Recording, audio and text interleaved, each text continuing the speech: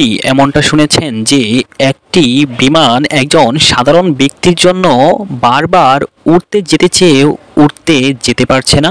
ঠিক এমনই এক ঘটনা ঘটল লিবিয়ার এক এয়ারপোর্টে। লিবিয়ার একজন যুবক, নাম তার আমের, সৌদি আরব যাচ্ছিল হজ করার জন্য। যেইমাত্র এয়ারপোর্টে পৌঁছালো তার নাম নিয়ে নিরাপত্তা সংক্রান্ত একটি সমস্যা দেখা দিল। নিরাপত্তা বাহিনীর লোকেরা তাকে বলল, একটু অপেক্ষা করুন, আমরা চেষ্টা করছি সমস্যা সমাধান করতে।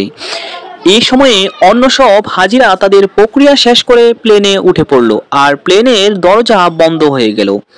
কিছুক্ষণ পর সমস্যা ঠিক হয়, কিন্তু পাইলট ইতিমধ্যে দরজা বন্ধ করে দিয়েছেন।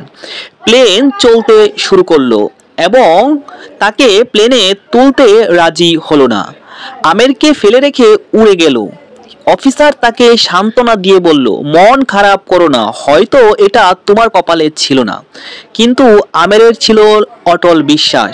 সে উত্তর দিল, আমার নিয়ত হজের, ইনশাআল্লাহ আমি যাবই। হঠাৎ খবর এলো প্লেনটিতে যান্ত্রিক সমস্যা হয়েছে এবং তা ফিরে আসছে। প্লেন ফিরে এলো, মেরামত করা হলো, কিন্তু তাও পাইলট আমেরের জন্য দরজা খুলতে রাজি হলো না। অফিসার বলল, হয়তো তোমার ভাগ্য নেই। কিন্তু আমের ছিল দৃঢ় প্রতিজ্ঞ, স্থির ও দৃঢ় চেতনা।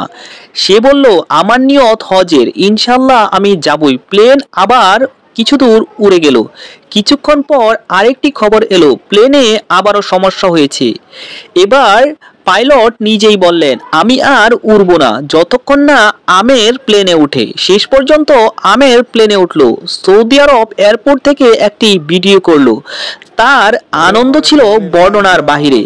আল কাহার, এটি আল্লাহর সুন্দর নাম সমূহের একটি।